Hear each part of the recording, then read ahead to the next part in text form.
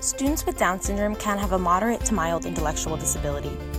But Down syndrome also has other characteristics that impact a child.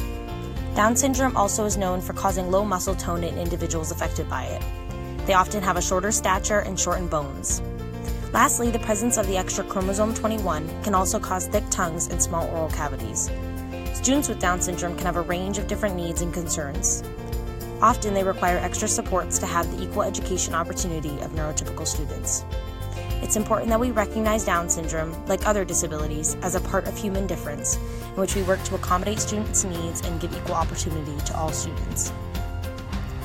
Characteristics associated with Down syndrome include things like a short attention span and distractibility, and stubbornness. They also often display processing difficulties and communication troubles.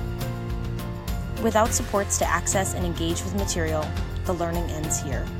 But there are strategies that are easy for teachers to implement that can drastically change students' performance. Students with Down syndrome often display processing difficulties. Quite often, we assume lack of understanding by the student. Time delay is a strategy that requires teachers to pause for up to 15 seconds before saying anything. This allows the student the opportunity to process and respond.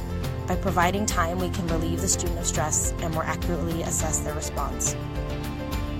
Students with Down syndrome have strong visual learning modalities. It is best to employ visual instructional strategies in the classroom. This will allow the student to best access the material being taught. This means using lots of pictures and demonstrations that allow the student to both see and hear the content. It's important they can engage with the material. This means moving away from workbooks and using hands-on materials and manipulatives for students. Students with Down syndrome are easily distracted. Having a structured classroom that reduces distractions is best. This means keeping the noise level low and keeping students away from the window or other distracting areas. Students will be more focused if they have routines and an environment with minimal surprises.